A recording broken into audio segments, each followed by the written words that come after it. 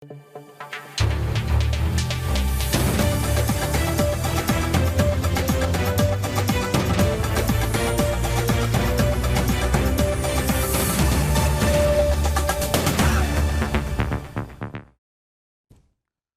দর্শক, স্বাগত জানাচ্ছি আজকের সম্পাদকীয়তে। সাথে আছে আমি মুস্তফা খন্দকার। দেশে কোনোভাবেই ফ্যাসিবাদের উত্থান সম্ভব নয় বলে জানিয়েছেন বিএনপির সিনিয়র যুগ্ম মহাসচিব রুহুল কবির রিজভী। কার্যক্রম নিষিদ্ধ আওয়ামী লীগের তৎপরতা চোখে পড়াকে জাতির জন্য ব্যর্থতা বলে মন্তব্য করেছেন সড়ক পরিবহন ও সেতুমন্ত্রী শেখ রবিউল আলম। তবে দলটি পুরোপুরি নিষিদ্ধ হবে কিনা তা আদালতে নির্ধারিত হবে বলে জানিয়েছেন তথ্য উপদেষ্টা ডক্টর জাহিদুর রহমান। এর মাঝেই আওয়ামী লীগ আমলের গুম খুনের বিচারের দাবিতে রাজধানীতে সমাবেশ করেছে জামাত নেতৃত্বাধীন 11 দলীয় ঐক্য।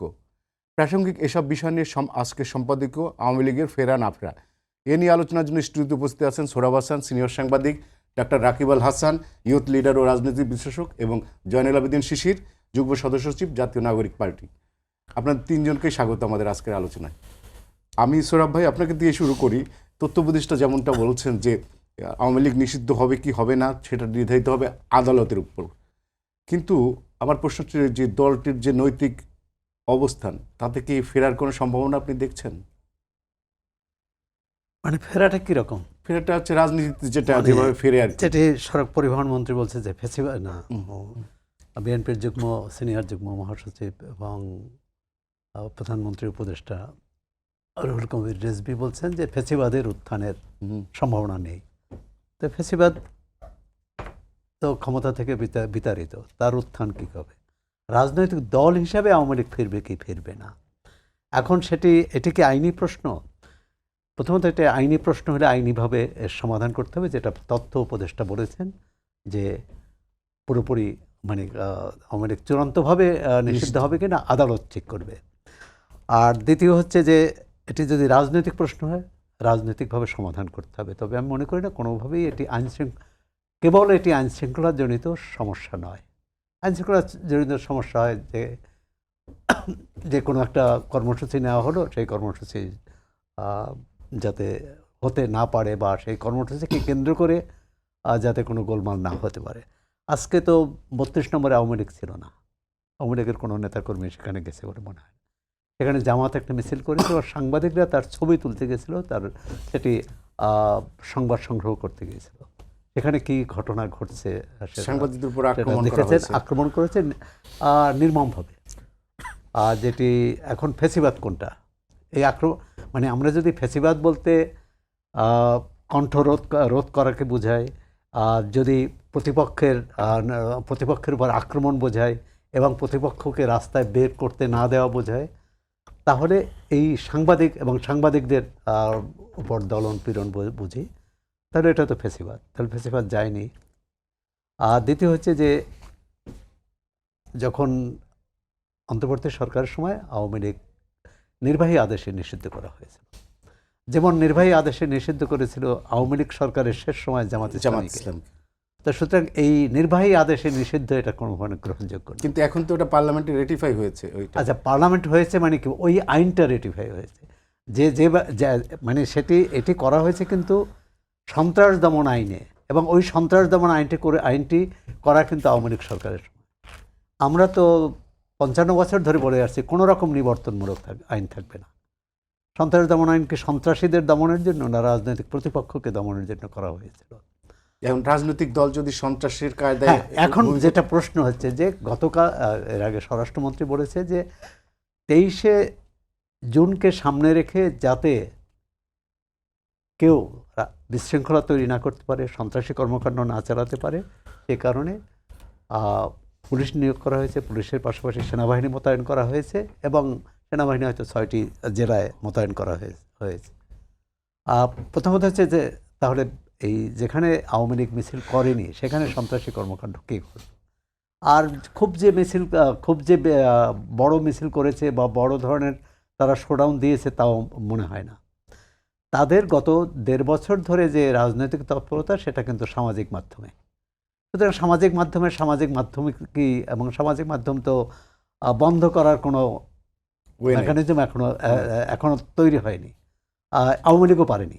হয়েছে কিছুটা। আওয়ামী লীগ করেছিল ওই যে গণ অভ্যুত্থানের সময় ইন্টারনেট বন্ধ করে। ইন্টারনেট আপনার আইডি যে আইডি দিয়ে আপনি যে কাজটা করছেন সেই আপনার আইডিটাকে নষ্ট করে দিতে পারে। না, সেটা আবার নতুন আইডি করবে। মানে এটা তো হচ্ছে আপনি যত তাকে থামাতে চাইবেন তত সে চেষ্টা করবে। তা আমি মনে করি এই একটা হচ্ছে যে তথ্য উপদেষ্টার কথা করে যে এটা আদালতের মাধ্যমে এর মীমাংসা হতে পারে একটা। দ্বিতীয় হচ্ছে রাজনৈতিকভাবে মীমাংসা। এখন আদালতের মাধ্যমে ধরেন আদালতে যাদের বিরুদ্ধে মামলা আছে, যাদের বিরুদ্ধে অভিযোগ আছে, যাদের সমন জারি হয়েছে অথবা বিচার প্রক্রিয়া চলছে, সেটা সেভাবে দলের বিরুদ্ধে একটা রিট হয়েছে আর দলের বিরুদ্ধে একটা আবেদন করা হয়েছে, তাকে আচ্ছা, আমি আদালতটাকে বাদ দিলাম। আওয়ামী লীগের দিক থেকে তাদের এই এত বড় একটা ঘটনার পরে তাদের নৈতিক কতখানি আছে, ভিত্তি আছে তাদেরকে আবার রাজনীতিতে? এসব ক্ষেত্রে সময় কিন্তু একটা বড় বিচারক বা বড় নির্ধারক। 2024 কি তারা নামতে পেরেছে কেউ? 2024 24 আগস্টে অথবা তার পরে 25 আগস্টেও, আজকে 26 আগস্টে তারা যে নামতে পারলো, নিশ্চয়ই শাসন ব্যবস্থায় রাজনৈতিক কর্মকাণ্ডে কোনো না কোনো দুর্বলতা ছিল, কোনো ঘাটতি ছিল, অথবা যে গণ অভ্যুত্থানটা যেসব অঙ্গীকার নিয়ে হয়েছিল সেই অঙ্গীকার বাস্তবায়নের ঘাটতি ছিল। যেটি সাবেক তথ্য উপদেষ্টা মাহফুজ আলম বলেছেন যে আওয়ামী লীগ কী কারণে প্রাসঙ্গিক হয়েছে, কী কারণে ফিরে আসছে। তিনি কিন্তু একবার বলছে যে আওয়ামী লীগ ফিরে এসেছে। আমি মনে করি না ফিরে এসেছে, কিন্তু কথা হচ্ছে যে যারা অপরাধ করেছে তাদের বিচার হোক, কিন্তু দল হিসাবে নিষিদ্ধ করা, দল হিসাবে বাংলাদেশে এবং পাকিস্তানে অনেক দল নিষিদ্ধ হয়েছে। পাকিস্তান আমলে জামাত ইসলাম 3বার নিষিদ্ধ হয়েছে। স্বাধীনতার পর 10 বছর জামাত ইসলামের নামে দল ছিল না, 80 সাল পর্যন্ত। 80 সালে তাদের হয়েছে। সুতরাং কমিউনিস্ট পার্টি, তারপর ডেমোক্রেটিক লীগ জিয়াউর রহমানের আমলে নিষিদ্ধ হয়েছে। এরশাদও কোনো দল নিষিদ্ধ করেছেন। নিষিদ্ধ করে কিন্তু গণতান্ত্রিক ব্যবস্থায় কোনো দল নিষিদ্ধ করে গণতন্ত্রকে সংহত করা যাবে না, এগিয়েও নেওয়া যাবে না। এখন এটি আমি মনে করি রাজনৈতিক প্রশ্ন। তাই যারা অপরাধ করেছে তাদের যদি আপনি বিচার করেন, তাহলে অপরাধ যারা করে নাই তাদের, আমরা তো আওয়ামী লীগ ফিরে আসা না নির্বাচনের সময় দেখেছি কোনো দল নির্বাচনে প্রতিদ্বন্দ্বিতা করেছে, কোনো দল বলেছে যে আওয়ামী লীগ সমর্থকদের ভোট আমরা চাই না। এমনকি জামাত ইসলামের যে নায়েবে আমির আবদুল্লাহ মোহাম্মদ তাহের, না কি নাম, ডক্টর আবদুল্লাহ মোহাম্মদ, সৈয়দ আবদুল্লাহ মোহাম্মদ তাহের, তিনিও কিন্তু বলেছেন যে যারা অপরাধ করে নাই, যারা নিষ্কলুষ আওয়ামী লীগের এবং যারা মুজিবুর হকের নিরীহ অনুসারী ছিলেন তাদের কাছে আমি ভোট চাই। বিএনপির তো বিভিন্ন জায়গায় চেয়েছে। এমনকি এনসিপিরও কোথাও বলছে যে যাদের মানে নিরীহ আওয়ামী লীগারদের ভোট চাই। তাহলে নিরীহ আওয়ামী লীগাররা যদি রাস্তায় নামে আপনি কি বলবেন? আইনিভাবে তো বাধা দিতে পারেন না। আর যদি বলেন বিচারটা 1.5 বছরেও হয়নি, 2 বছর হতে চলছে, 2 বছরে হয়নি, বিচারটা কবে হবে? প্রথমত দলের বিচার, দ্বিতীয় হচ্ছে যাদের বিরুদ্ধে অভিযোগ এসেছে। একজন সাংবাদিকের বিরুদ্ধে যদি আপনি একাধিক হত্যা মামলা দেন, যে হত্যা করেছে তিনি যদি অন্য অপরাধ করেন, একজন শিক্ষকের বিরুদ্ধে হত্যা মামলা, একজন আইনজীবীর বিরুদ্ধে হত্যা মামলা, সাবেক প্রধান বিচারপতির বিরুদ্ধে হত্যা মামলা, তাহলে বিচার প্রক্রিয়াটা কি সঠিকভাবে চলছে? আমরা তো আদালতের উপর নির্ভর করব। যদি আপনি বলছেন যে আদালত বাদ দিলাম, আপনি নৈতিক যে প্রশ্ন করেছেন, অবশ্যই নৈতিক প্রশ্নটি এখানে জড়িত। 24শে জুলাই অভ্যুত্থানের দায় আওয়ামী লীগকে নিতে হবে। তারপর তাদের আত্মজিজ্ঞাসা করতে হবে, অনুশোচনা করতে হবে, রাজনীতিতে ফিরে আসতে হলে। কারণ এটি কোনো অপরাধ স্বীকার করলে তার মধ্যে সেটা কোনো দুর্বলতা নয়, বরং অপরাধ অস্বীকার করলে, অগ্রাহ্য করলে সেটি কিন্তু নৈতিক অবস্থানকে দুর্বল করে। আর দলটি কোত্থেকে পরিচালিত হবে? দলটি দেশের দল হলে দেশের মাটিতেই পরিচালিত হবে। আমরা তো দৃশ্যমান কাউকে দেখি না, অদৃশ্য দল তো পরিচালিত হতে পারে না। এই বিষয়ে যে বর্তমান সরকারি দল এবং বিরোধী দলের অবস্থানটা কি, অভিন্ন মনে হয় না। যদিও সংসদে সংসদে আওয়ামী লীগ নিষিদ্ধ হোক এই আইনটি সবাই মিলে পাশ করেছে, কিন্তু এর মধ্যে আওয়ামী লীগ, বিএনপি এবং জামাত ইসলামের দৃষ্টিভঙ্গিগত পার্থক্য আছে। আপনার কাছে কি মনে হয় যে কোনো না কোনো দল তাদেরকে চায় যে তারা রাজনীতি আবার পুনর্বাসিত হোক? মানে এই প্রশ্নে কি কোনো দ্বিমত আছে? মানে আচ্ছা, কোনো দল চাইলে কি হয় না, জনগণ চাইতে হবে, তাহলে জনগণের কাছে যেতে হবে, তাহলে আরেকটি গণভোট হতে হবে যে আওয়ামী লীগ রাজনীতিতে ফিরে আসবে কি আসবে না, একটা গণভোট হোক। মানে আপনি দল চাইলে তো হতে পারে না। যেমন ধরেন বাংলাদেশে আমি বলছি, বাংলাদেশে অনেক দল যারা সেকুলারিজমে বিশ্বাস করে, যারা বামপন্থায় বিশ্বাস করে, তারা মনে করে ধর্মভিত্তিক দল থাকা উচিত না। আবার যারা ধর্মভিত্তিক দলে বিশ্বাস করে তারা মনে করে এই সমাজতন্ত্রের আদর্শে বিশ্বাসী দল থাকা উচিত না। কিন্তু এই চাওয়ার উপর তো দল থাকবে না, দল থাকবে জনগণের আস্থার উপর। জনগণ অনাস্থা প্রকাশ করুক, আমি মনে করি বিষয়টি জনগণের উপরই ছেড়ে দেওয়া উচিত, আর সময়ের উপর ছেড়ে দেওয়া উচিত। আজকে আমরা যতই যা বলি, 1 বছর পর, 2 বছর পর, 3 বছর পর বাস্তবতা পাল্টে যাবে। ধন্যবাদ। রাকিব, রুহুল কবির রিজভী যেভাবে বলছেন যে ফ্যাসিবাদের উত্থান বাংলাদেশে আর সম্ভব নয়, কিন্তু সৌরভ ভাই একটা কথা বলছেন যে সময় অনেক কিছু ঠিক করে দেয়। তো আপনার কি মনে হয় যে সেই সময়টা আসছে আওয়ামী লীগ ফেরত আসার মতো? জি, আপনাকে ধন্যবাদ। আমার সহ-আলোচক এবং দর্শকদেরকে সালাম এবং শুভেচ্ছা। হ্যাঁ, ডেফিনেটলি রাজনীতির সময়টা খুব ইম্পর্ট্যান্ট। সময় এবং কনটেক্সটে কোনটা হচ্ছে। তো সময়ে আগামীতে সময়টা কোন জায়গায় কী হবে, ধরেন আওয়ামী লীগ তো এটাও বলেছিল যে তারা 2041 সাল পর্যন্ত নির্বিঘ্নে ক্ষমতায় থাকবে। ইভেন 24-এর ইলেকশনের কয়েক মাস পরেই তাদের পতন হতে হলো। তো এটা তো আওয়ামী লীগ কখনো জানতো না এবং আওয়ামী লীগ এটা বিশ্বাস করতে পারেনি, পতনের পরেও সেটা ফিল করতে পারেনি। তো সময়ের উপরে অনেক কিছু ছেড়ে দিতে হয়, কিন্তু কারেন্ট বাস্তবতায় আগামীর সময়টাকে আপনার আয়নাতে অনেক কিছু দেখা যায় আর কি। এবং যারা রাজনীতি বিশ্লেষণ করে বা যারা রাজনীতি নিয়ে ভাবে, চিন্তা করে, দেশ নিয়ে চিন্তা করে, তাদের অনেক পয়েন্টগুলো মিলাতে হয়। মিলালে একটা সরলরেখা বা একটা অবয়ব তৈরি হয়েছে, ত্রিমাত্রিক একটা অবয়ব তৈরি হয়।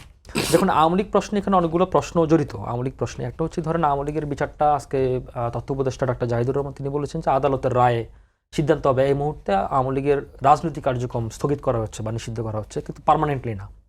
তো তার মানে এটা আদালতের উপরে ছেড়ে দেওয়া হচ্ছে, 1 নম্বর বিষয়। 2 নম্বর বিষয় হচ্ছে, ধরেন সৌরভ একটা কথা বলছে যে এটা রাজনীতির সিদ্ধান্ত কিনা বা রাজনীতির সিদ্ধান্ত হওয়া উচিত বা রাজনীতিক অ্যাকোমোডেশন হওয়া উচিত। তো সেই ক্ষেত্রে ধরেন বিএনপির যে একটা ট্রুথ অ্যান্ড হিলিং কনসিলিয়েশন তারা তাদের ইশতেহারও ছিল, সবসময় তারা বলে আসছে।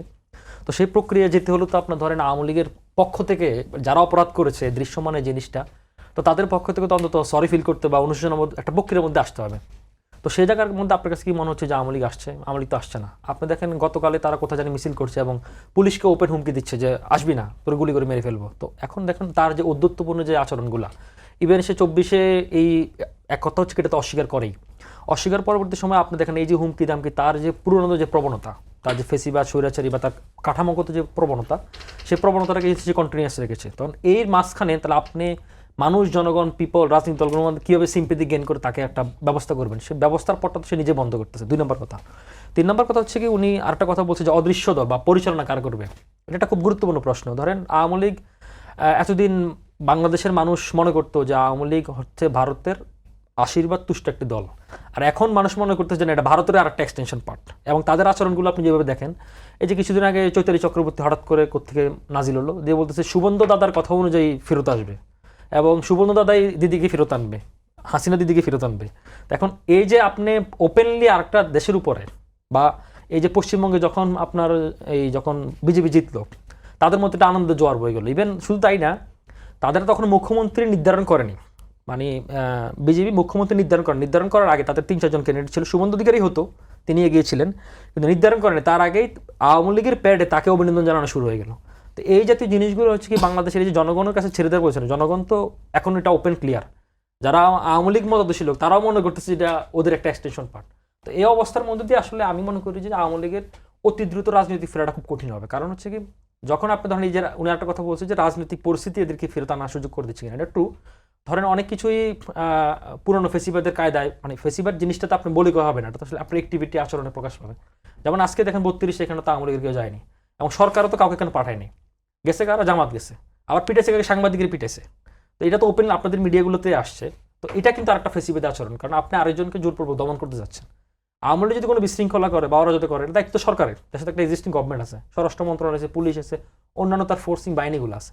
তো সেটা দায়িত্ব নেই বা আপনাকে দায়িত্ব নেওয়ার জন্য বলা নেই। তার মানে আপনি নিজ থেকেই আরেকটা ফেসিবাদ নিজের উপর দায়ভার নিয়ে নিচ্ছেন। তো এই আচরণগুলো প্রকাশ হলে তো তখন এই আচরণগুলো যত বেশি আপনি করবেন সমাজে, তত বেশি আওয়ামী লীগ প্রাসঙ্গিক হয়ে যাবে অটোমেটিকলি। এই কারণে আমরা মনে করি যে আওয়ামী লীগের পলিটিক্যালি ডিল করতে হবে, আর আদালতের বিষয়টা তো আদালতের উপর ছেড়ে দেওয়া হচ্ছে, সময়ের কাছে ছেড়ে দেওয়া হচ্ছে। বাট আমার কাছে যেটা মনে হয় এখানে আরেকটা প্রশ্ন এখানে জরুরি, অনেকে এটা মনে করেন, আমি আমার পার্সোনাল আন্ডারস্ট্যান্ডিং এর জায়গা থেকে আমি মনে করি যে আওয়ামী লীগ ফিরবে, যেহেতু একটা ভোটার সংখ্যা ছিল, কোনো না কোনো ফর্মে সে ফিরবে।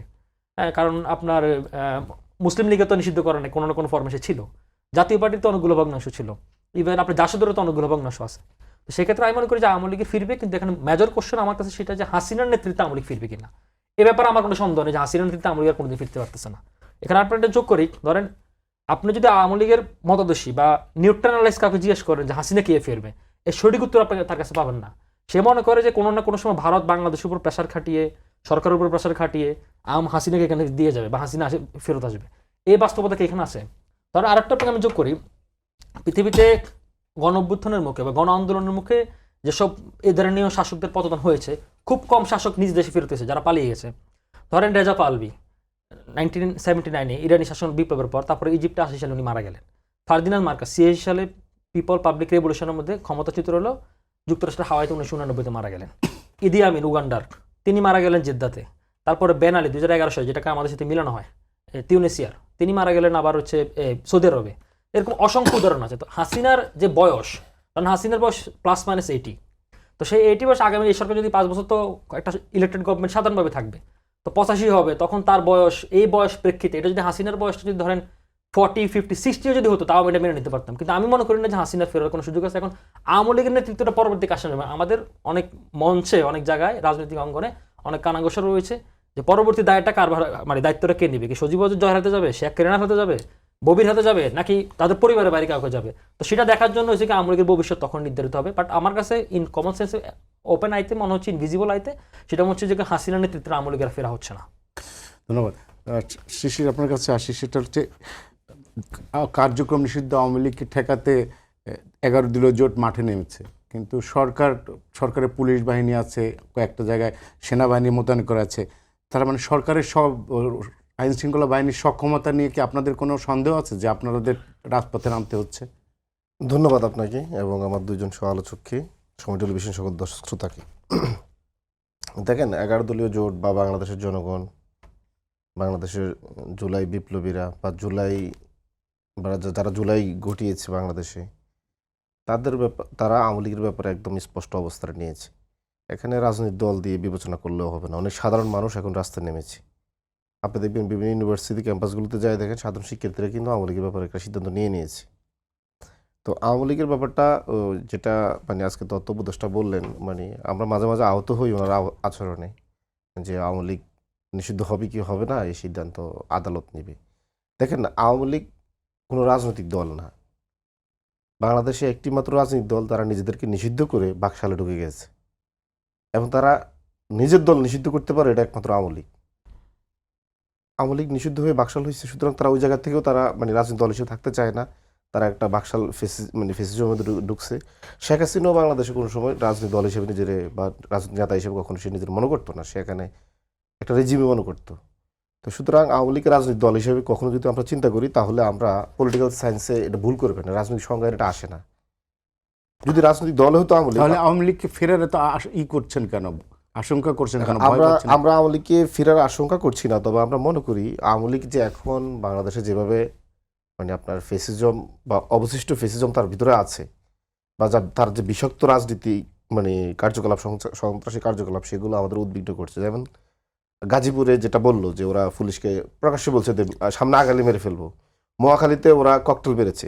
আপনি দেখেন, বিএনপির সাথে জামাতের, এনসিপির অনেক জায়গায় কিন্তু রাজনৈতিক বিরোধ আছে, দলাদলি আছে, সব আছে, কিন্তু আমরা কিন্তু এই 2 বছর কোনো দলের বিরুদ্ধে কিন্তু বোমাবাজি করি নাই। এটা আমরা করি নাই। হ্যাঁ, হয়েছে, আমাদের মধ্যে কাদা ছুরি হয়েছে, সব হয়েছে, কিন্তু আওয়ামী লীগ এমন একটা দল, সে আসে একদম সন্ত্রাসী কায়দায়, মানে একটা জঙ্গি সংগঠনের মতো করে আসে। এখন তারা তো যেভাবে মানুষকে ট্রিট করে, এর জন্য তো আপনাকে রাস্তায় নামতে হবে, যা সাধারণ জনগণের জন্য আপনার রাস্তায় নামতে হবে। আর কিছু জিনিস ভাই, যেটা সৌরভ ভাই বললো, আমি শুনলাম যে ফেসিজম এখন আমাদের মধ্যে আছে, ভাই আওয়ামী লীগের মধ্যে কতটুকু দেখতে পারলো। দেখেন, আজকে জামাতের নেতাকর্মীরা বা কিছু উগ্র সমর্থকরা যেটা করেছে সাংবাদিকদের সাথে, এটা আমরা প্রত্যেকে নিন্দা জানাই। এটাকে কখনোভাবে জাস্টিফাই করার সুযোগ নেই। কিন্তু আপনাকে দেখতে হবে, কিছুদিন আগে কিন্তু বগুড়ায় আমাদের প্রতিমন্ত্রী মীর শাহ আলমের বিরুদ্ধচারণ করায় 4 জন সাংবাদিককে কিন্তু জেলে ভরেছে। আজকে তো শুধু মানে হামলা হয়েছে, তারা জেলে ভরে দিয়েছে। তো সেগুলো কিন্তু আমরা সেভাবে বড় করে দেখি না। আমরা আওয়ামী লীগ যেভাবে ভোবাজি করছে সেটাকেও ফেসিবাদ মনে করতেছি না। আজকে এখানে শুধু সংঘর্ষটাকে ফেসিবাদ মনে করতেছি। আমি এই সংঘর্ষকে জাস্টিফাই করি না, এটা একটা উগ্রবাদ। এবং আমি মনে করি বাংলাদেশে ইসলামপন্থীদের মধ্যে উগ্রবাদ আছে, বামপন্থীদের মধ্যে বামপন্থার উগ্রবাদ আছে, জাতীয়তাবাদীদের মধ্যে উগ্র জাতীয়তাবাদী উগ্রবাদ আছে। এগুলো আছে বাংলাদেশে। এগুলো মানে এখনো রাজনৈতিক চর্চাটা আমরা ওইভাবে যাইতে পারি নাই, বা এখনো আমরা মানে শিক্ষিত রাজনৈতিক জনগোষ্ঠী হইতে পারি না, এটা আমার কাছে মনে হয়। তো শুধু এক পকেটটা দেখলে হবে না। আর যেটা বললেন তথ্য উপদেষ্টা, আদালতের বিষয়, দেখেন একমাত্র বাংলাদেশের জনগণ যারা আদালতকে স্বাধীন করছে। এই যে যদি আমরা জুলাই আমরা এই বিপ্লব না করতাম, বাংলাদেশে আদালত যে পরাধীন ছিল, এটা আজীবন পরাধীন থাকতো। এই যে 17 বছর আমাদের 3টা ইলেকশনে আমাদের ভোট দেওয়ার অধিকার হরণ করলো, আদালত কি পারছে আমাদের ভোটার অধিকার ফিরে দিতে? বরং আদালতের প্রধান বিচারপতিকে এই দেশ থেকে লাথি মেরে বের করে দিয়েছে। তারা তার নিজের অধিকারও পায় নাই। এই জুলাই যদি না করতো, আদালত স্বাধীন হতো না। আমরা এখন আদালতকে স্বাধীন করে দিচ্ছি। যদি এখন আদালত যদি অন্য কিছু করতে যায়, বা বাংলাদেশের জনগণ তাদেরকে বারবার উদ্ধার করে স্বাধীন করে দেয়, তাদের অধিকার ফিরিয়ে দেয়, এখন তারা যদি মনে করে একটা সন্ত্রাসী গোষ্ঠীকে তারা কোনোভাবে প্রতিবেশী দেশে না, আদালতে কি সিদ্ধান্ত নেবে আপনি আপনি যেটা আমি বলছেন সেটা স্বাধীন। আমি বলতে চাই না, এখানে আমার এখানে আশঙ্কা আছে। কারণ বাংলাদেশের আদালতকে বা নিম্ন আদালতকে বারবার রাজনৈতিক দলগুলো প্রভাবিত করে, যেটা আওয়ামী লীগ করেছে। এখন এই উপদেষ্টার কথা আমি মানে সন্দেহ পোষণ করছি, তারা আবার কোনোভাবে আদালতের মাধ্যমে আওয়ামী লীগকে ছাড় দিচ্ছে কিনা। কারণ কথার টোন হচ্ছে অনেকটা আওয়ামী লীগকে একটু নর্মালাইজেশন প্রজেক্টের মতো। তো এটা আমাদের একদমই স্পষ্ট অবস্থান। আর তারপর যেটা ভাই বললেন যে মানে শিক্ষকদেরকে মানে গ্রেপ্তার করা হচ্ছে যারা, আচ্ছা এখন শিক্ষক তো ধরেন আপনার যদি বলি, ঢাকা ইউনিভার্সিটির যে মুক্তিযোদ্ধার কমান্ডার যে লীগ ছিল, ও যে শিক্ষক জামাল উদ্দিন, সে তো বলছে জুলাই যোদ্ধাদেরকে ব্রাশ ফায়ার করো, গুলি করো। সে তো শিক্ষক, তাকে গ্রেপ্তার করবে না? নাকি শিক্ষকতা করানো তার হচ্ছে সব গুণা মাফ হয়ে যাবে? যদি আপনি বলেন এই যে মৌলবাদের অর্থনীতি লেখে বাংলাদেশের সমস্ত ব্যাংক লুট করে ফেলেছে, 234 বিলিয়ন টাকা পাচারকে যারা জায়েজ করেছে, এই যে আবুল বারাকাত, সে তো শিক্ষক, এখন কি আপনি তাকে মাফ করে দিবেন শিক্ষক হওয়ার কারণে? এবার আসেন, উনি বিচারপতিদের কথা বললো। বিচারপতি খায়রুল হক বাংলাদেশের ভোটাধিকার হরানোর জন্য মানে তার আওয়ামী লীগের পাড় চাটামি করে তার জীবন ধ্বংস করে দিয়েছে। এখন খায়রুল হকের বিচার হবে না? সংশ্লিষ্ট ধারায় তো মামলা না, হবে। আমি বলতেছি, এখন আপনি যদি বলেন খায়রুল হক বিচারক, হ্যাঁ জাস্টিস মাই লর্ড, আমি এটা আপনি এটা বলতে পারবেন না, বলতে হবে হ্যাঁ বিচারক। আমি শেষ করি, এবার আসেন সাংবাদিকদের কথায়। বাংলাদেশে গণমাধ্যম, স্বাধীন গণমাধ্যম, সাংবাদিক, এই ব্যাপারে আমাদের কোড অফ কন্ডাক্ট আছে, সবসময় আছে। কিন্তু যদি কেউ যদি ধরেন আপনার ফারজানা রূপের মতো যদি বলে দেয় হেফাজতের এখানে সব জঙ্গি, এদেরকে গুলি করে মেরে ফেলা উচিত, এই গণহত্যার সাথে যারা জড়িত থাকে, উস্কানি দেয়, সম্মতি উৎপাদন করে, তাদের ব্যাপারে বাংলাদেশে প্রচলিত আইনি কি বিচার হবে না? সাংবাদিক হওয়ার কারণে কি আপনি মানে মনে করেন প্রচলিত আইন হবে, ধরবেন আপনারে? কিন্তু আপনাকে নির্দিষ্ট অভিযোগের ভিত্তিতে বলতেছি। এখন নির্দিষ্ট অভিযোগের ভিত্তিতে বললে বলে সাংবাদিক গ্রেপ্তার, নির্দিষ্ট অভিযোগের ভিত্তিতে ধরলে বলে শিক্ষক গ্রেপ্তার, হত্যা মামলা। এখন আমি আপনাকে বলি, শেখ হাসিনা কি কাউকে মানে নিজ হাতে গুলি করছে? গুলি করছে নাকি? সে তো সুপ্রিম অথরিটি, সে নির্দেশনা দিয়েছে। যারা এখানে এই যে সাংবাদিক, বিচারক, তারপরে হচ্ছে এখানে আপনি যদি বলেন অধ্যাপক, তারা অধ্যাপক ব্যাংক লুট করার সম্মতি উৎপাদন করে দিয়েছে, কিভাবে ব্যাংক লুট করতে হবে। সাংবাদিক এখানে মানুষ মারার জন্য সম্মতি উৎপাদন করেছে, কিভাবে মানুষ মারতে হবে। এখানে বিচারক এখানে ভোটাধিকার হরানোর জন্য সে রায় দিয়েছে। তাহলে আপনার এই যে জিনিসগুলো, তারা কি এখানে দোষী না শেখ হাসিনার মতো? আপনি বলবেন যে না, তারা নির্দিষ্টভাবে তারা তো কারো গুলি করে নাই, সে আবুল বারাকাত তো নিজে হাতে ব্যাংক লুট করে নাই। আপনি বলবেন যে খায়রুল হক তো কারো বলে নাই তুমি ভোট দিও না, কিন্তু সে তো তত্ত্বাবধায়ক সরকার ব্যবস্থায় দেশে জাদুঘরে পাঠিয়ে দিছে। এগুলো ব্যাপারে তো আপনার স্পষ্ট রাখতে হবে। এখন আমরা মানে বলি যে দেখেন আওয়ামী লীগের ব্যাপারে আমরা বরাবর বলি, আওয়ামী লীগ আসলে কোনো বাংলাদেশের দল না। আওয়ামী লীগ দেখেন, যদি আওয়ামী লীগ বাংলাদেশের দল হতো, এই যে দলটা আমাদের চট্টগ্রাম এবং হচ্ছে রংপুর বিচ্ছিন্ন করার জন্য ভারতের গভর্নমেন্ট অফিসাররা এবং যারা সমরবিদ এমিরেটাস অধ্যাপক ভারত কর্নার, সে বলেছে রংপুর দখল করে নাও অথবা বিচ্ছিন্ন করে নাও বা কিনে নাও। আমরা সকল রাজনৈতিক দল, সুশীল সমাজ, বাংলাদেশের জনগণের প্রতিবাদ করছে। আওয়ামী লীগের বুদ্ধিজীবী বা আওয়ামী লীগ মনে কেউ আপনি প্রতিবাদ করতে দেখছেন? তারা তো চায় রংপুর দখল করে নাও, তারা তো চায় ইন্ডিয়া এখানে অপারেশন নামক, ইন্ডিয়া বাংলাদেশে বোমা বোমা ফালা, এখন তাদেরকে কি আপনি বাংলাদেশের জনগণের মতো করে ট্রিট করলে হবে? দ্বিতীয়ত হচ্ছে আওয়ামী লীগের ব্যাপারে আমাদের একটা ফয়সালা হয়ে গেছে। কিভাবে? আওয়ামী লীগ নিজে একটা যুদ্ধ ঘোষণা করেছে, জুলাই যুদ্ধ।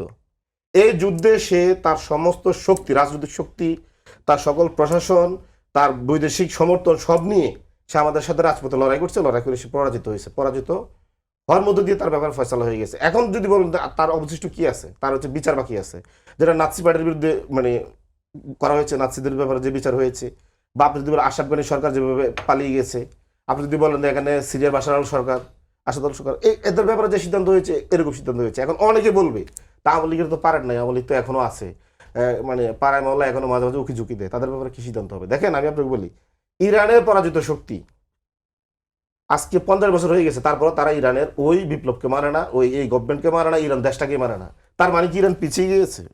ইরানের জনগণ কি তাদেরকে আবার মনে করছে তারাই সঠিক? পরাজিত শক্তি কখনো আপনাকে মানবে না। আগামী 50 বছর হয়তো আওয়ামী লীগ আমাদেরকে মানবে না, বাংলাদেশের স্বাধীনতা মানবে না, এই জুলাই বিপ্লব মানবে না। তার মানে কি বাংলাদেশ তাদের কাছে মানা না মানা বা তার তার অপতৎপরতা কি বাংলাদেশের মানুষ কখনো গ্রাহ্য করবে? বরং আমরা মনে করি শিক্ষা নেওয়া উচিত, আগামী দিনগুলোতে তাদেরকে কিভাবে মোকাবেলা করব। আমার কাছে মনে হচ্ছে তারা এখন ভারতের বিভিন্ন জঙ্গি সংগঠন, যেমন RSS এর আদর্শ পুষ্ট হয়ে তারা এখন বিভিন্ন জঙ্গি প্রশিক্ষণ নিচ্ছে, যেটা আগে শ্রীলঙ্কার তামিল টাইগারদেরকে ভারত প্রশিক্ষণ দিয়ে ওই দেশ শ্রীলঙ্কায় একটা গৃহযুদ্ধ বাঁধানোর চেষ্টা করেছে। ঠিক এখন ভারত চাচ্ছে বাংলাদেশে এখানে একটা জঙ্গি সংগঠন তৈরি করা, এটা আওয়ামী লীগের মাধ্যমে করা, এবং বিভিন্নভাবে এটা করছে। সুতরাং আমাদেরকে কেন আজকে সেনাবাহিনী র্যাব নামার হলো? কারণ একটা জঙ্গি সংগঠনের সাথে আপনি অবশ্যই বাহিনী লাগবে, জনগণকেও লাগবে। এখন আপনি যদি মনে করেন না হ্যাঁ শুধু জনগণের তো হয়, বাহিনী দরকার ছিল না, আবার শুধু বাহিনী হয় জনগণ দরকার ছিল না, হবে না এটা। কারণ তারা অলরেডি সশস্ত্র, তো সশস্ত্র সংগঠনের সাথে আপনার সকল প্রস্তুতি রাখতে হবে। তারপর হচ্ছে তারা একটা প্রতিবেশী রাষ্ট্র দ্বারা আপনার এখানে সন্ত্রাসী কার্যক্রম করছে, কোনোভাবে আপনি এটা ছোট করে দেখবেন না, দেখার সুযোগই নাই এখানে। সব কিছু মিলে আমরা যেটা মনে করি, সরকার গত 1.5 বছর তাদের প্রতি যে সফট কর্নার ছিল, যার কারণে তারা কিছুটা সাহস পেয়েছে। এখন সরকার যখন কিছুটা এখন তাদের প্রতি এখন হয়তো আইন শৃঙ্খলা প্রয়োগ করছে, দেশের জনগণ এখন তাদের সাহস বেড়েছে, রাজনৈতিক দলগুলো সরকারকে সমর্থন দিচ্ছে, এটাকে আমরা খুব পজিটিভলি দেখি।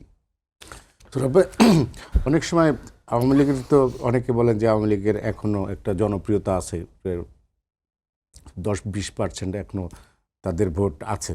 তো এই আওয়ামী লীগ ইলেকশন হলে তো কোনো না কোনো দলের পক্ষে দেয় এবং তারা তাদের ভোট চায় রাজনৈতিক দলগুলো। তো আওয়ামী লীগের এই যে ভোট আছে, কর্মী সমর্থক আছে, শুধু নেতারা পালিয়ে গেছে, তো এদেরকে পালিয়ে গেছে তো জেলে গেছে। তো এই আওয়ামী লীগকে রিঅর্গানাইজ করার জন্য নানা রকম ফর্ম চিন্তা করে অনেকে, নানা ফর্মুলা দেয়, রিফাইন্ড আওয়ামী লীগের কথা বলে। তো কিন্তু শেখ হাসিনা কোনোটাই করে না, গ্রহণ করে না। তিনি মনে করে তিনি আওয়ামী লীগের নেতা, তিনি আওয়ামী লীগের সুপ্রিয়র বস। তো সেক্ষেত্রে আওয়ামী লীগের ভবিষ্যৎটা কি? আবার কিন্তু ওই প্রশ্ন যে আওয়ামী লীগ শেখ হাসিনাকে নিয়ে, শেখ হাসিনার নেতৃত্বে আওয়ামী লীগ না শেখ হাসিনার নেতৃত্ব ছাড়া আওয়ামী লীগ, এই তো আজকে প্রথম আলোতে একটা রিপোর্ট আসছে যে 4টি পথ দেখলাম, ওটা একটা হচ্ছে আওয়ামী লীগ শেখ হাসিনার নেতৃত্বে যেভাবে আছে সেটা, আর হচ্ছে শেখ হাসিনার নেতৃত্ব বাদ দিয়ে নতুন নেতৃত্ব, কারণ বহুবার আওয়ামী লীগে এটা হয়েছে। আরেকটা হচ্ছে যে সময়ের হাতে ছেড়ে দেওয়া, আর হলো এই সন্ত্রাসী কর্মকাণ্ড। তো সন্ত্রাসী কর্মকাণ্ড কোনো সমাধান দেয় না। এখন এটি নির্ভর করবে, যেটা শিশির কাছে, শিশিরের অনেক বক্তব্য একমত, কিন্তু ওই ফেসিবাদও কিন্তু বদলে যায় সময়ের ব্যবধানে। আজকে আওয়ামী লীগ ক্ষমতায় না আসলে তার তো ফেসিবাদী হওয়ার সম্ভাবনা নেই। তাকে ক্ষমতায় আনা আর আওয়ামী লীগকে জায়গা দেওয়া কিন্তু এক নয়। হ্যাঁ, এই জন্য বলছি জনগণের উপর ছেড়ে দেওয়া। ধর 24-এ যে আওয়ামী লীগের উপর রাগ, ক্ষোভ, ক্রোধ ছিল, এটা আজকে কি আছে? কমে গেছে। কেন? দুটো কারণ। এক হচ্ছে গত 1.5 বছর আইনের শাসন, ন্যায় বিচার, উন্নতি, অর্থনৈতিক শৃঙ্খলা আনার ক্ষেত্রে সফল হয়নি সরকার। অন্তর্বর্তী সরকার হয়নি, এই সরকার তো মাত্র 4 মাস। আমি কি আপনার একটা প্রশ্ন করতে পারি? ছোট একটা। ধরেন আপনি যেটা বললেন যে আওয়ামী লীগের ব্যাপারে সিদ্ধান্ত নেওয়ার জন্য জনগণের উপর ছেড়ে দেওয়া উচিত, আপনি কি মনে করেন না যে 17 বছর রাজনৈতিক দলগুলো যে আন্দোলন করে ব্যর্থ হয়েছে, জুলাই আন্দোলনে জনগণ রাস্তায় নেমে জনগণ আওয়ামী লীগের ব্যাপারে একটা সিদ্ধান্ত নিয়েছে, এটা পুরো একটা জনগণ পুরো মানে বাংলাদেশের জনগণের সম্পূর্ণ জনগণই এই সিদ্ধান্তটা নিয়েছে, রাজনৈতিক দলগুলো পিছনে ছিল। এটা কি আপনি মনে করেন না এটা গণরায় আওয়ামী লীগের বিরুদ্ধে? এরকম একটা রায় তো 90-এর গণ অভ্যুত্থানেও হয়েছিল। হ্যাঁ, সেজন্য তো সে দলটা এখন জাদু করে, আচ্ছা, জাতীয় পার্টি। সেই দলটা জাদুঘরে, আরো অনেক দল জাদুঘরে, এবং সরকারের প্রশ্রয় না থাকলে আরো কে কে জাদুঘরে থাকবে। আর সেই প্রশ্ন আমি যাচ্ছি না। আমি বলছি যে এই যে ক্ষমতাচ্যুত হওয়ার পরেও জনগণের কাছে, জনগণের রায়ের উপর ছেড়ে দিতে আপত্তি কোথায়, ভয় আচ্ছা, কোথায়? জনগণের রায়ের উপরে কিভাবে ছেড়ে দেবে আপনি, মানে কোন ইটা কি, সিস্টেমটা কি? যেমন যেটা বিএনপির মহাসচিব কিন্তু যখন অন্তর্বর্তী সরকারের সময় আওয়ামী লীগ নিষিদ্ধ করার তৎপরতা চলছিল, তখন করেনি সিদ্ধান্ত, শেষ পর্যন্ত বিএনপির সমর্থন জানিয়েছে। কিন্তু তার আগে বিএনপির অবস্থান ছিল, আমরা আইন করে কোনো দলকে নিষিদ্ধ করতে চাই না, আমরা নির্বাহী আদেশ বা কোনো আইন করে, একটা হতে পারে আদালত, দ্বিতীয় হতে পারে জনগণের রায়। ধরেন যদি আওয়ামী লীগ বিগত নির্বাচনে অংশ নিত, প্রথমত যে নির্বাচনে অংশ নেওয়ার অবস্থা ছিল না, যদি নিষিদ্ধ না থাকতো, কে নির্বাচন করতে পারত? 2-4 জন বিভিন্ন জায়গায়। আর এবং সেই নির্বাচনে কজন জয়ী হতো? কিন্তু আওয়ামী লীগ আজকে যে বলার সুযোগটা পাচ্ছে যে তাদের আইনগতভাবে নিষিদ্ধ করে তাদের বিরুদ্ধে রাজনৈতিক নিপীড়ন চালানো হচ্ছে, সেটা বলতে পারতো না। দ্বিতীয় হচ্ছে যে আওয়ামী লীগের তখন কিন্তু একটা কথা ছিল, এবং সেনাবাহিনী প্রধানের কথা নিয়ে তো তখন বেশ বিতর্ক হয়েছিল, রিফাইন্ড আওয়ামী লীগ আর সেই রিফাইন্ড আওয়ামী লীগ কি সম্ভব? আপনি কি কোনো সম্ভাবনা দেখেন? আমি কোনোটাই হা বা না বলবো না, এটার সময়ের উপর ছেড়ে দিতে হবে। কখন কি ভাবছিল যে এই যে এনসিপি একটা রাজনৈতিক দল হবে, এটা কি 1 বছর আগে ভাবা গিয়েছিল যখন 24-এ নির্বাচন হয়? কিন্তু দেশের জনগণ চেয়েছে বলে হয়েছে। জামাত ইসলামী যে দলটি অনেকবার হয়েছে, জামাত ইসলামী বাংলাদেশের প্রধান রাজনৈতিক দল হবে কেউ ভাবছিল? আমি তো মনে করি যে আওয়ামী লীগের যে আত্মঘাতী সিদ্ধান্ত, দমন পীড়নের কারণে আজকে জামাত ইসলামী প্রধান বিরোধী দলের আসন অলঙ্কৃত করেছে। তা এখন এটা আরেকটি নির্ভর করবে যে 2009 সালে কেউ ভাবছিল যে বিএনপি আবার এই রাজনৈতিক অবস্থান পুনরুদ্ধার করতে পারবে? কারণ এমনকি 18তেও তো ভাবেনি, 18তে তখন নির্বাচনে যেয়ে তাদেরকে ধূলিসাৎ করে দেওয়া হলো। তো সুতরাং সময়ের হাতে ছেড়ে দেওয়ার পক্ষে। দ্বিতীয় হচ্ছে যে হবে কি হবে না, এটি কে নির্ধারণ করবে? এখন নির্ধারণ যদি সরকার করে, তখন তো সরকারের বিরুদ্ধে অভিযোগ আসবে। কোনটা যদি যে সরকার নির্বাহী আদেশে আইন দিয়ে যদি কোনো দল বা কোনো কার্যক্রম, আজকে অমুক মনে হলো যে অমুক সাংবাদিক সে ফ্যাসিবাদের দোসর, তার উপর হামলা চালালো, যদি এটা সরকার মনে করে এবং সরকারটা আইন করে দিল যে এই সাংবাদিকরা সাংবাদিকতা করতে পারবে না, সেটা কি গ্রহণযোগ্য হবে? গ্রহণযোগ্য হবে না। তো চূড়ান্ত সিদ্ধান্ত নেয়ার মালিক জনগণ। এও তো হতে পারে যে আওয়ামী লীগকে যদি নির্বাচন করতে দেওয়া হতো, তাহলে আওয়ামী লীগ হয়তো একটা আসন পেত না, জাতীয় পার্টি তো পায়নি। কিন্তু শিশির যে কথা বলছে, শিশিরের যুক্তির সাথে আমি একমত। কিন্তু এই যে আওয়ামী লীগকে দেওয়া হলো না এবং জাতীয় পার্টিকে দেওয়া হলো, তাতে জাতীয় পার্টি কী লাভবান হলো? বরং জাতীয় পার্টি আর এখন বলতে পারবে না যে আমাদের বঞ্চিত করেছে, বা আওয়ামী লীগের অন্য দোসরদের, অন্য সহযোগীদেরও। কথা হচ্ছে যে স্বাধীনতা, গণ অভ্যুত্থান সব কিছু কিসের জন্য? মানুষের জন্য। যে মানুষ গণ অভ্যুত্থানের সমস্ত জনগণই অংশ নিয়েছে, কিন্তু যাদের সবচেয়ে বেশি ভূমিকা ছিল, জোরালো ভূমিকা ছিল, সে সাধারণ মানুষ, তাদের ভাগ্যের পরিবর্তন হয়েছে, তাদের অবস্থার পরিবর্তন হয়েছে। আমরা তো দেখলাম যে রায়ের বাজার বদ্ধভূমিতে 118 জন শহীদের নাম ঠিকানা পাওয়া যায়নি, অজ্ঞাতনামা শহীদ হিসেবে তাদের দাফন করা হয়েছে। তো এই রাষ্ট্রের কি দায়িত্ব ছিল না তাদের খুঁজে বের করা? আন্দোলনে যারা জয়ী হয়েছে তাদের কি দায়িত্ব ছিল না তাদের খুঁজে বের করা? কিন্তু আমরা অনেক সময় দায়িত্ব পালন করি না, কিন্তু আমরা যতটা করি। আর যে বিষয়টি হচ্ছে আওয়ামী লীগের প্রশ্নটি, আমি মনে করি আমরা 55 বছর ঝগড়াঝাটি করেছি, 55 বছর সংঘর্ষ, অভ্যুত্থান, গণ অভ্যুত্থান, পাল্টা অভ্যুত্থান, সামরিক বাহিনীতে পাল্টা কু হয়েছে। আর কতদিন?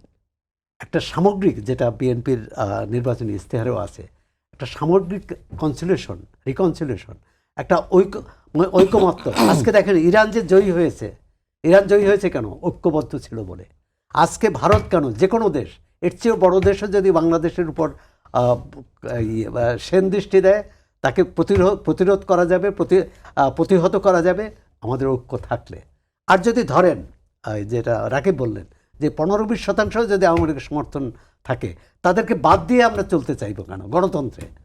আর কমিউনিস্ট শাসনে তো বিরোধী যারা আছে তাদেরকে সবারই কণ্ঠরোধ করে বা জেলে পাঠিয়ে দেশ শাসন করে, কিন্তু গণতন্ত্রে এটা হবে না। আর এই পথ যদি করবো, তাহলে আওয়ামী লীগের পথেই যাওয়া হবে। যে আওয়ামী লীগ কী চেয়েছে, তার যারা বিরোধী ছিল তাদের সবাইকে হয় জেলে ভরো, না হলে রাজনীতির বাইরে রাখো, সংসদের বাইরে রাখো, আমরা আমার মতো দেশ চালাবো। তো ওই আশা করি যে এই যে গণ অভ্যুত্থানে এটাও তো চেতনা যে সবার দেশ, এই দেশটা কোনো একটি গোষ্ঠীর না, একটি দলের না, একটি পক্ষের না। এখানে জামাত ইসলামের রাজনীতি করার অধিকার থাকবে, বামপন্থীদের রাজনীতি করার অধিকার থাকবে, এবং সেই অধিকারটা অবশ্যই সন্ত্রাসী কর্মকাণ্ডের নয়। সেই সরকারি কর্মকাণ্ডকে, আবার সন্ত্রাসী কর্মকাণ্ড ঠেকানোর নামে কেউ সন্ত্রাস করবে সেটাও প্রযোজ্য না, আর সেটাও গ্রহণযোগ্য না। যেমন শিশিরই উল্লেখ করলেন যে এই যে একজন মন্ত্রীর বিরুদ্ধে রিপোর্ট করার কারণে একজন সাংবাদিককে গ্রেপ্তার করা হলো, সম্পাদককে গ্রেপ্তার করা হলো।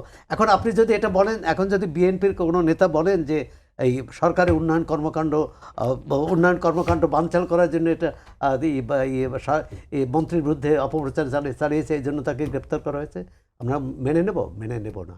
সুতরাং এটা বিচার করা। আপনি যে সাংবাদিকদের কথা বলছেন, যে এই শিক্ষকদের কথা বলছেন বা বিচারপতিদের কথা বলছেন, তাহলে হতে পারে কি একটা কমিশন করা হোক। একটা কমিশন করার মধ্যে প্রতিটি ঘটনা, প্রতিটি অভিযোগ যাচাই বাছাই করে সুষ্ঠু প্রয়োজনে আপনি জাতিসংঘকে নিয়ে আসেন, প্রয়োজনে আপনি অন্য সংস্থাকে নিয়ে আসেন, বাইরে থেকে বিশেষজ্ঞ নিয়ে আসেন, কিন্তু একটা সমাধানে যেতে হবে। কিন্তু আমরা যদি এই নিম্নচাপ রেখে যদি কোনো সমাধান না করে যদি চাই, যেমন ধরেন আওয়ামী লীগ আর দু বছরে এই প্রকাশ্য তৎপরতা চালাতে পারলো না বা চালাতে দেয়া হলো না, তাহলে কি সমস্যার সমাধান হবে? আমি একটু রাকিবের কাছে আসি। রাকিব, আমরা একটু অন্য প্রসঙ্গে আলাপ করি। সেটা হচ্ছে প্রধানমন্ত্রীর প্রথম বিদেশ সফর, এবং নানা রকম কথাবার্তা ছিল কোন দেশ দিয়ে উনি শুরু করবেন। অনেকে বলছিল ভারত কিনা, কিন্তু উনি একটা তৃতীয় দেশ দিয়ে শুরু করলেন। ওনার মূল উদ্দেশ্য হচ্ছে চায়না ভিজিট। এই বিষয়টাকে আপনি কিভাবে দেখছেন? এই যে ডিপ্লোম্যাটিক একটা চাল বিএনপির সরকারের, যে ভারতকে এড়িয়ে মালয়েশিয়া এবং চায়না ভিজিট, এটা মানে এই ভিজিটটা ইন্ডিয়া কিভাবে দেখবে? জি, আপনাকে আবার ধন্যবাদ। ইন্ডিয়া কীভাবে দেখবে, এটা হচ্ছে বড় বিষয়। হচ্ছে কি বাংলাদেশ কতটুকু এই দুটো সফরতে গেইন করতে পারছে, এটা বড় প্রশ্ন, এক নম্বর কথা। 2 নম্বর কথা হচ্ছে কি, ধরেন এক্ষেত্রে আমি মনে করি যে বিএনপি সরকার বা বিএনপির পররাষ্ট্রনীতি একটা মাস্টার স্ট্রোক গেম খেলেছে। সেটা হচ্ছে যে চায়না এবং হচ্ছে আপনার ইন্ডিয়া, ইভেন কি সৌদি আরব, বিএনপি সরকারের প্রিভিয়াস সফরগুলো শুরুর দিকে সৌদি আরব তালিকা থাকতো। এই 3টি দেশকে বাদ রেখে মালয়েশিয়াকে একটা বাফার স্টেট বা বাফার কান্ট্রি ভিজিট হিসেবে রেখেছে। মাত্র 18 ঘন্টা সফর, এবং এই সফরে যে আহামরি খুব বেশি বাংলাদেশ কিছু গেইন করে উঠেছে ব্যাপারটা একদমই তা না, কিন্তু এখানে অনেকগুলো সিগনিফিকেন্ট মার্কিং রয়েছে। 1 নম্বর কথা হচ্ছে, ধরেন মানে আমি 2 নেতার মধ্যে একটা সাদৃশ্য পাই। কারণ তারেক রহমান উনি সম্ভবত 594 দিন সম্ভবত জেল খাটতে হয়েছে 1/11 টাইমে, নির্যাতিত হয়ে পরে 17 বছর লন্ডনে নির্বাসিত জীবন যাপন করতে হয়েছে। একই চিত্র আবার আনোয়ার ইব্রাহিমের ক্ষেত্রেও সমকামিতার অভিযোগে দীর্ঘদিন জেল খাটতে হয়েছে। জেল থেকে বেরোয় উনি যে আবার প্রধানমন্ত্রী হবেন, এটা একটা বড় মিরাকল ছিল। আরেকটি মিল পাওয়া যায়, দুজনেরই মানে স্পাউস, দুজনেরই স্ত্রীরা এখানে একটা সৌহার্দ্যপূর্ণ পরিবেশে তারা আলাপ আলোচনা করেছেন, দুজনেই স্ত্রী ডাক্তার। তো এক্ষেত্রে হচ্ছে কি বাংলাদেশের ক্ষেত্রে আমি মনে করি যে বাংলাদেশের মূলত যে এজেন্ডা ছিল সেটা হচ্ছে কি শ্রমবাজারটা। কারণ দীর্ঘদিন থেকে আমাদের শ্রমবাজারটা বন্ধ 24 সাল থেকে। কারণ হচ্ছে কি এই লোটাস কামালের বা আওয়ামী লীগের কিছু অলিগার্কির এটা বেশি পরিমাণ বাণিজ্য করেছিল, তারপর অনিয়মের অভিযোগে মালয়েশিয়া সরকার দীর্ঘদিন বন্ধ রেখেছিল। আর এই মুহূর্তে মালয়েশিয়াতে বাংলাদেশের রেজিস্টার্ড প্রায় 1 মিলিয়ন বাংলাদেশি ওয়ার্কার রয়েছে, আনরেজিস্টার্ড রয়েছে 7 to 8 লাখ। তো এটারও একটা চাপ রয়েছে, অনেকে জেলের হয়রানি ভোগাইতেছে, পুলিশ হয়রানি ভোগাইতেছে। তো এর বাইরেও শ্রমবাজারের বাইরে বাংলাদেশ আসিয়ানের সেক্টরাল ডায়ালগ পার্টনার কিংবা ওদের পক্ষ থেকে একটা প্রস্তাব দেওয়া হয়েছে বাংলাদেশের বঙ্গোপসাগরে নতুন করে গ্যাস উত্তোলনের ব্যাপারে। তো এর বাইরে উনি চীনে যাচ্ছেন। আমি চীনটাকে একটু খুব গুরুত্বপূর্ণ দেখতে চাই। চীন এমন একটা কান্ট্রি, ধরেন বাংলাদেশের স্বাধীনতার বঙ্গবন্ধু হত্যার পরে আগ পর্যন্ত দুইটা দেশ বাংলাদেশকে স্বীকৃতি দেয়নি। এই দুটো দেশ হচ্ছে পাকিস্তান, সৌদি আরব এবং হচ্ছে চায়না। বঙ্গবন্ধু হত্যাকাণ্ড হলো 15ই আগস্ট, আর 31শে আগস্ট হচ্ছে চায়না স্বীকৃতি দেয়। এবং জিয়াউর রহমান ক্ষমতা নেওয়ার পরে তিনি 1976 সালে জানুয়ারি মাসে প্রথম চায়না সফর করেন। প্রথম সফরটা ওনার চায়নাতে ছিল। বেগম খালেদা জিয়া 9 বার সফর করেন, 5 বার প্রধানমন্ত্রী থাকা অবস্থায়, 4 বার বিরোধী দলের নেত্রী থাকা অবস্থায়। তো চায়না বাংলাদেশের এই শুধু বাংলাদেশের জন্য না, এই উপমহাদেশ বা সাউথ এশিয়ান কান্ট্রিগুলোর জন্য এখন একটা বড় ধরনের একটা ফ্যাক্টর। শুধুমাত্র অর্থনৈতিক না, ইকোনমিকের বাইরেও সামরিক জোট বা কোঅপারেশনগত যোগ বা কৌশলগত জায়গা থেকে চায়না অনেক গুরুত্বপূর্ণ জায়গা। আর এই মুহূর্তে বাংলাদেশ যেহেতু দীর্ঘদিন থেকে বাংলাদেশের বিনিয়োগ করা, বাংলাদেশের অর্থনৈতিক ক্রাইসিস, মেগা প্রকল্প। তো আমি আজকেই কিছুক্ষণ আগে আমি আসার পথে দেখলাম, সেটা হচ্ছে ধরেন আরেকটা ডিপ্লোম্যাটিক মাইলস্টোন হচ্ছে কি, ধরেন অনেকেই বলছে যে আমেরিকার সাথে আমরা এত বড় একটা চুক্তি করে ফেললাম, তো ওইখানে চায়না কি বাংলাদেশকে বিনিয়োগ করবে কিনা বা চায়নাকে ছাড় দিবে কিনা। দেখুন, আমরা 14টি বোয়িং কিনতেছি না আমেরিকা থেকে, তো 14টি বোয়িংয়ের মধ্যে আমাদের 2035 সালের মধ্যে 47টি বোয়িংয়ের চাহিদা রয়েছে। 14টি আমরা ওখানে কিনতেছি। ইউনূস সরকারের আমলে চায়নার সাথে মানে সমঝোতা চুক্তি স্মারক হয়েছিল যে আমরা হচ্ছে 20টি J-10C ফাইটার বিমান কিনবো, কি মাল্টিরোল ফাইটার। এ সরকার এসে আবার এটাকে 24টা করে ফেললো আজকে। তো এটা হচ্ছে কি প্রায় 4 কোটি বা 40 মিলিয়ন ইউএসডি সমমূল্য। এর বাইরে 17টি এগ্রিমেন্ট এমইউ সাইন হচ্ছে। আরেকটি ইন্টারেস্টিং বিষয় হচ্ছে কি, তিস্তা প্রকল্পের বাইরে এই সরকার এখন নতুন করে চিন্তা করতেছে যে তিস্তা ব্যারাজ করার জন্য। তো সেটারও হচ্ছে একটা ফিজিবিলিটি টেস্টও এখানে আলাপ আলোচনা চলছে। আর একটা বিষয় হচ্ছে, খুব একটা ইন্টারেস্টিং বিষয় আছে, আপনি ভারতের কথা আনলেন তো আমি এখানে একটা যোগ করি। আমাদের যে সেকেন্ড লার্জেস্ট সি পোর্ট, এটা হচ্ছে মংলাটাকে মডার্নাইজেশন করার জন্য চীনকে 110 একরের একটা স্পেশাল ইকোনমিক দেওয়ার প্রস্তুতি সম্পন্ন হয়েছে। এর আগে ভারতের সাথে এটা নির্ধারিত ছিল, মুম্বাইয়ের একটি কোম্পানির সাথে এটা সমঝোতা স্মারক হয়েছিল। সম্প্রতি বিডিআইটাকে ক্যান্সেল করে চীনের হাতে দিয়েছে, এবং চীনের সাথে আপনার চীনা শিল্প অঞ্চলের জন্য 50 কোটি বিনিয়োগের জন্য তারা অলরেডি বাংলাদেশকে আশ্বস্ত করেছে। তো দেখুন, এটা যেহেতু আমাদের এখন অনেকগুলো ইনফ্রাস্ট্রাকচার উন্নয়নের জন্য আমাদের সর্বশেষ পদ্মা সেতুর যে রেল প্রকল্প এবং হচ্ছে এলিভেটেড এক্সপ্রেসওয়ের পরবর্তী সময় চীন ওভাবে বাংলাদেশ অর্থায়ন করেনি। তো অর্থায়নের জন্য এটা খুব বড় জরুরি। এর বাইরে হচ্ছে কি আমাদের ইলেকট্রিক ভেহিকল বলেন, সোলার এনার্জি বলেন, মানে এক্ষেত্রে চীন একটা খুব মাস্টার স্ট্রোক। আর ইন্ডিয়া যে যাবে না ব্যাপারটা এরকম না, হয়তো উনি আসার পর 1-1.5 মাসের মধ্যে ইন্ডিয়া সফর হতে পারে। এবং যেহেতু এবছর আমাদের অনেকগুলো পানি চুক্তি শেষ হচ্ছে, তিস্তা, ফারাক্কা, তারপরে আমরা পদ্মা ব্যারেজের ঘোষণা দিয়েছি, তো এইগুলা রিনিউর ব্যাপারেও ভারতের সাথে কোঅপারেশন লাগবে। কিন্তু এটা একটা ভারতকে মেসেজ আর কি, মানে আমার কাছে যেটা মনে হয় যে ভারতকে একটা মেসেজ দেওয়া যে আসলে বাংলাদেশকে গত 17 বছর তারা যে চোখে দেখে এসেছে সেই চোখে বাংলাদেশ আর নাই। বাংলাদেশ একটা ওপেন টু ডিপ্লোমেসি, যেটাকে বলা হচ্ছে স্পেস টু ম্যানুভার। তো সেই প্রকল্পে মানে বিএনপি সরকার বা এই সরকার হাঁটছে। এবং এই সরকারের ক্ষেত্রে ধরেন এটা আপনি ঢালাওভাবে বলতে পারবেন না এই সরকার আমেরিকার সাথে চুক্তি করে আমেরিকার কোল উঠে গেছে, কারণ আমেরিকার সাথে চুক্তি করার পরও সে এগুলো চীনের সাথে করতেছে। আবার চীনের সাথে করার কারণে যে ইন্ডিয়ার সাথে করবো না ব্যাপারটা তাও না। মানে এখানে হচ্ছে কি উইন উইন সিচুয়েশন, যেটা আমরা ডিপ্লোমেসির ক্ষেত্রে বুঝি, সেটা আসলে এই সরকার অগ্রাধিকার দিচ্ছে। এবং আমি মনে করি যে এটাই হওয়া উচিত, কারণ এটাই আসলে জনগণের মেইন ম্যান্ডেটটাকে রিপ্রেজেন্ট করে। শিশির, আপনি কিভাবে দেখছেন এই সফরটাকে? আর এই যে ইন্ডিয়ার সাথে আমাদের যে এখন মানে ডক্টর ইউনূসের ইন্টারিম সময়ে যে তলানিতে ছিল আমাদের সম্পর্কটা, আমরা মনে করেছিলাম যে নতুন সরকার, একটা গণতান্ত্রিক সরকার আসলে হয়তো দ্বিপাক্ষিক সম্পর্ক একটু উন্নত হবে এবং আমাদের পারস্পরিক যোগাযোগটা বাড়বে। কিন্তু বিশেষ করে পশ্চিমবঙ্গের বিধানসভা নির্বাচনের পরে শুভেন্দু মুখ্যমন্ত্রী হওয়ার পরে আমাদের সাথে তাদের সম্পর্কের মাত্রাটা আরও খারাপ হয়েছে এবং বৈরিতা বেড়েছে এবং প্রতিদিনই পুশ ইন পুশ ব্যাক হচ্ছে। এই প্রেক্ষিতে আপনি এই তারেক রহমানের প্রধানমন্ত্রীর চায়না সফরকে কীভাবে দেখেন? দেখেন, আমরা আসলে তারেক রহমানের যে মালয়েশিয়া পরিবর্তে চায়না সফরকে এটা আমরা ইতিবাচক হিসাবে দেখি। আমরা মনে করি বাংলাদেশের রাজনৈতিক দলগুলো ছাড়াও বাংলাদেশের জনগণের ইতিবাচক হিসাবে দেখে। কারণ বাংলাদেশ একমাত্র দেশ যারা আসলে মানে বারবার রক্ত দিয়ে দেশ স্বাধীন করে। একবার করে হচ্ছে ব্রিটিশদের থেকে 47-এ, আরেকবার করে হচ্ছে পাকিস্তান থেকে 71-এ, 24-এ অনেকটা আমরা ইন্ডিয়ান কলোনাইজেশন থেকে মুক্তি পেয়েছি। তো এখানের মানুষ আসলে তার যে মর্যাদা, অধিকার, এগুলোর জন্য মানুষ সবসময় লড়াই করেছে। হিস্টোরিক্যালিও আমরা দেখবেন আমরা অনেক বেশি এই এলাকার মানুষ, যদি ইবনে বতুতার আপনার মানে কিতাবুর রেহালা পড়েন, ওই জায়গায় বলা হয়েছে যে এটা এই জায়গায় সবসময় মানুষ বিদ্রোহ করে আত্মমর্যাদার জন্য।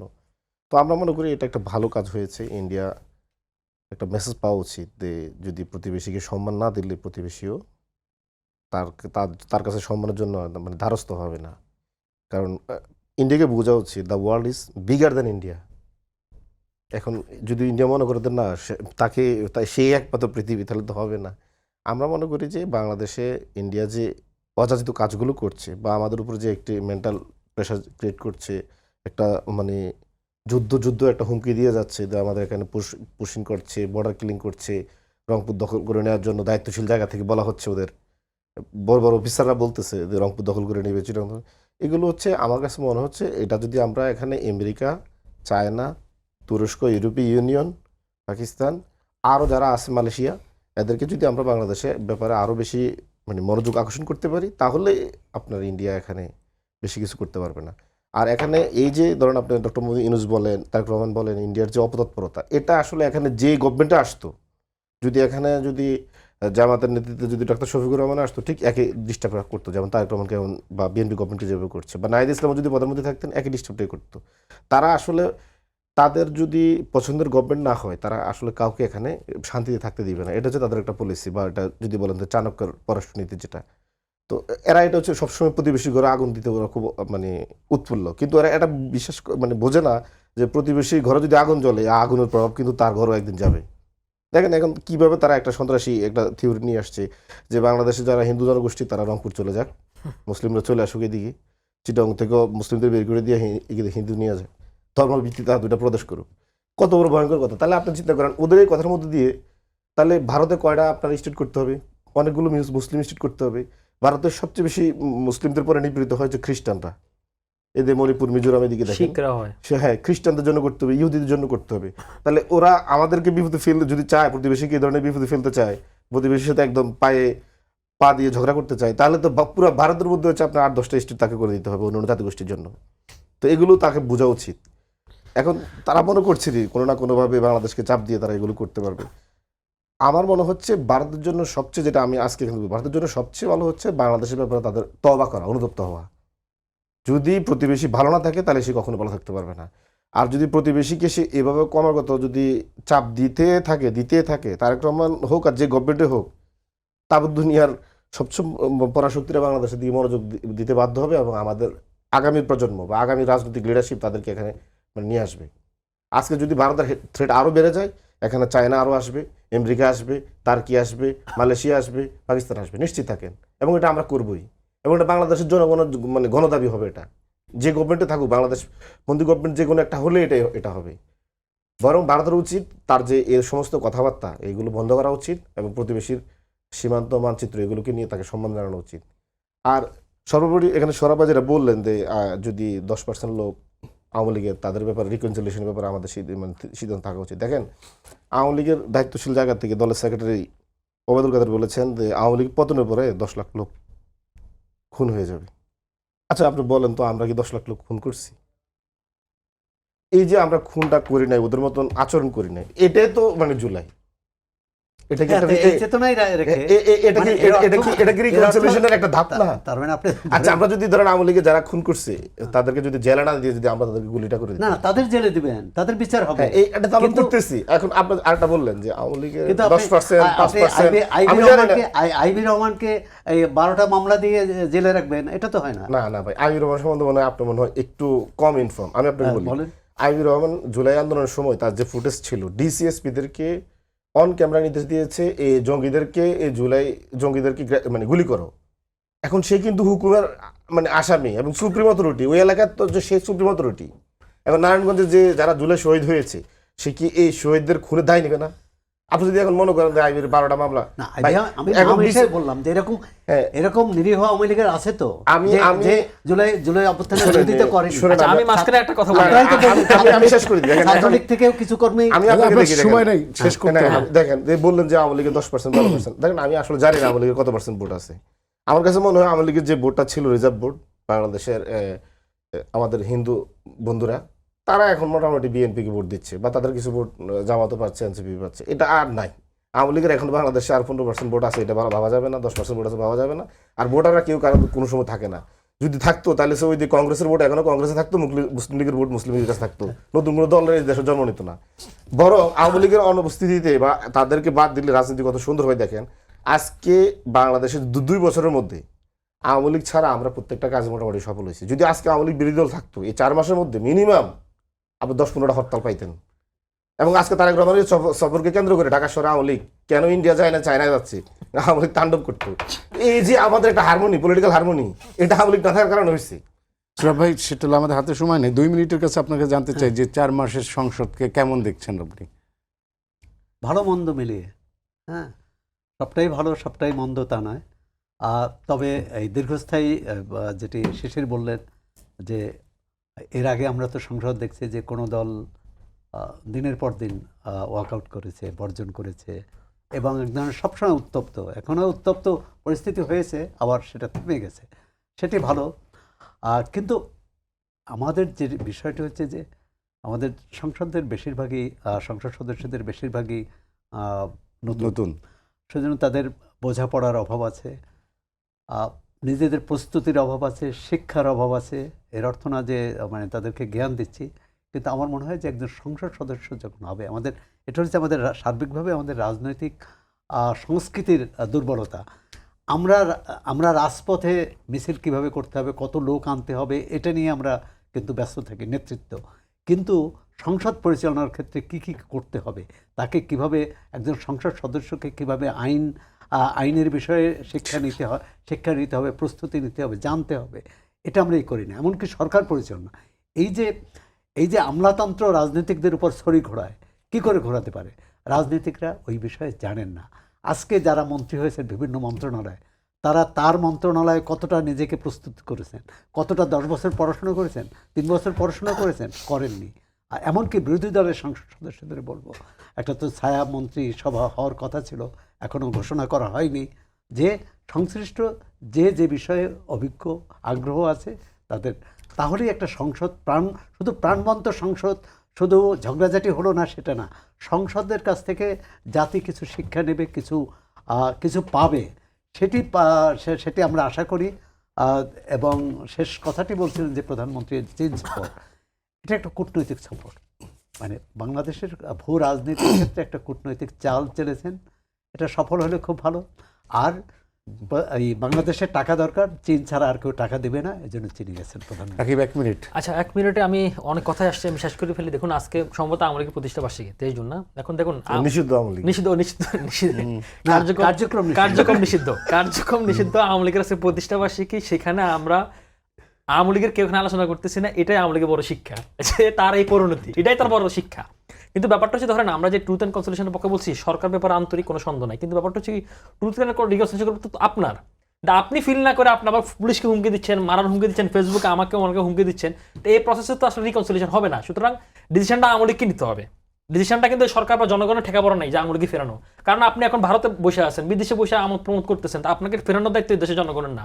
সুতরাং আওয়ামী লীগকে ডিসাইড করতে হবে যে আওয়ামী লীগকে অনুতপ্ত হতে হবে, আওয়ামী লীগের অনুষ্ঠানবোধ করতে হবে, তারপর আপনি এই প্রসেসের মধ্যে তারা ফিরতে চায় কিনা, হ্যাঁ তারা ফিরতে চায় কিনা, বা তারা রাজনীতি ফিরতে চায় কিনা, তারা কতটুকু তাদেরকে স্পেস নিবে, তারপর হচ্ছে তাদের যারা এই হত্যাকাণ্ডের বিচার, তারা নিজেরা কি শ্বেতপত্র প্রকাশ করবে কিনা, সরকারকে সহযোগিতা করবে কিনা, যা দলগত হবে তার এই বিচারের মুখোমুখি এক জনগণের সামনে হতে হবে। কারণ গণ অভ্যুত্থানের মাধ্যমে তার একটা পরাজয় নিশ্চিত হয়েছে। কারণ হচ্ছে কি, 17 বছর তো আওয়ামী লীগ তার একটা ওপেন ডোর কোথাও রাখে নাই তাকে মানে পরাজিত করার, কোনো ইলেকশন রাখে না, কোনো কিছু রাখে নাই। তার মানে আপনি গণ অভ্যুত্থানের মাধ্যমে আপনার চূড়ান্ত পরাজয় হয়ে গেছে।